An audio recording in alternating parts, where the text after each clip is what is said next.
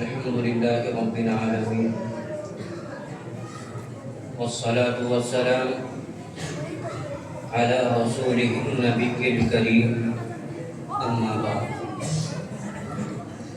محترم حضرات، سامعین کرام اور معزز مہمانان خصوصی، آج کی اس اختتامی انجمن میں اسلام کے مایہ ناز، تاریخ ساز اور عظیم المرتبت شخصیت خلیفہ ثانی امیر المؤمنین سیدنا عمر فاروق رضی اللہ تعالی عنہ کی ذات گرامی پر مختصر روشنی ڈالوں گا. یہ وہ جلیل القدر صحابی ہے کہ جن کے بارے میں نبی کریم صلی اللہ علیہ وسلم نے ارشاد فرمایا: لا نبی بعدی لو کان بعدی نبی لکان عمر.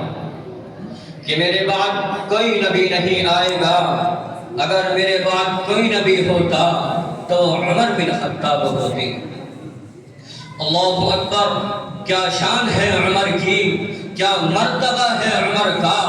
اللہ کا آخری پیغمبر، آخری رسول، آخری نبی عمر فاروق کے اندر انبیاء والی صفات دیکھ رہا ہے، رسولوں والا کمال دیکھ رہا ہے. تبھی تو ارشاد ہوتا ہے کہ اگر میرے بعد کوئی نبی ہوتا تو وہ عمر بن خطاب ہوتے. برادران ملت، میں فاروق اعظم کی زندگی کے وہ حالات بیان نہیں کروں گا جو زبان زد اور خاص و عام ہیں. تاریخ و سیرت کی کتابوں کے صفحات ان سے بھرے پڑے ہیں، بلکہ مجھے تو فضائل عمر سنانا ہے، کمال عمر دکھانا ہے اور یہ بتلانا ہے کہ عمر کی شان تو یہ ہے، عمر کا مرتبہ تو یہ ہے کہ وہ تاریخ اسلام بن کر نہیں آئے تھے، وہ مطلوب اسلام تھے، وہ مطلوب رسول تھے، وہ آئے نہیں تھے. ان کو رب سے مانگا گیا تھا، ان سے اسلام کا مطالبہ کیا گیا تھا تاکہ عمر اسلام کی عزت کو بڑھائے، اس کے وقار کو چار چاند لگائے. رسول اللہ نے عمر کے لیے دعائیں مانگی: اللہم اعز الاسلام بأبی جہل بن ہشام او عمر بن الخطاب. کہ اے اللہ، اسلام کو قوت اور سربلندی ابو جہل بن ہشام کے ذریعے یا عمر بن خطاب کے ذریعے عطا فرما. اللہ تبارک و تعالی نے عمر کا انتخاب فرمایا اور ابو جہل کو محروم و بدقسمت بنا دیا.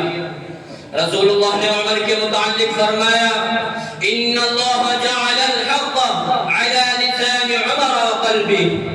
کہ اللہ تبارک و تعالی نے عمر کی زبان اور دل پر حق کو جاری کر دیا. یہی تو کمال عمر ہے. اور عمر فاروق عند اللہ محبوب و مقبولیت کا یہ حال ہے کہ ادھر دل میں خواہش ہوتی ہے کہ اللہ کے رسول عورتوں کا بے حجاب نکلنا اچھا نہیں لگتا، اگر پردے کا حکم ہو جائے تو بہتر ہوگا.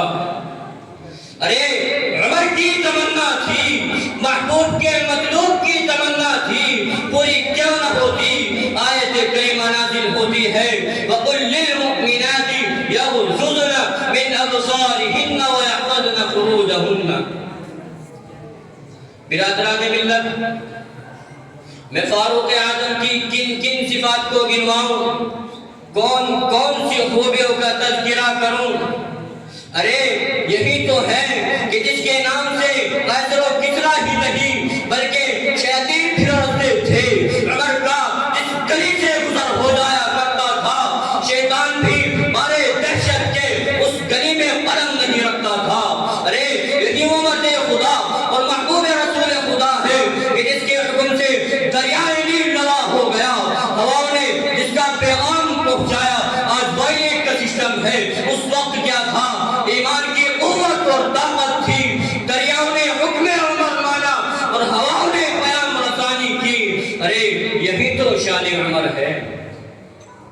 اور میرے عزیزو، یہ بھی آپ کو بتلاتا چلوں کہ سب سے پہلے جس نے اعلان ہجرت کی عمر بن خطاب ہے جس کے سائے سے کفر لرزتا تھا، عمر بن خطاب ہے جس کے سائے سے شیطان بھاگتا تھا، عمر بن خطاب ہے جس کی زبان پر حق بولتا تھا، عمر بن خطاب ہے جس نے کلمہ حق پڑھا پھر نہیں چھپایا، عمر بن خطاب ہے جس نے مکہ سے مدینہ تک اسلام کی چھاؤنیاں قائم کی، عمر بن خطاب ہے جس نے 20 رکعت نماز تراویح کا اہتمام کیا، عمر بن خطاب ہے جس نے 4000 مسجدیں تعمیر کی، عمر بن خطاب ہے جس نے 900 جامع مسجدیں بنائی، عمر بن خطاب ہے جو حسین بن علی کے لیے اٹھ کر کھڑا ہو جایا کرتا تھا، عمر بن خطاب ہے جس نے نبی کی بیٹی کا سب سے بڑھ کر احترام کیا، عمر بن خطاب ہے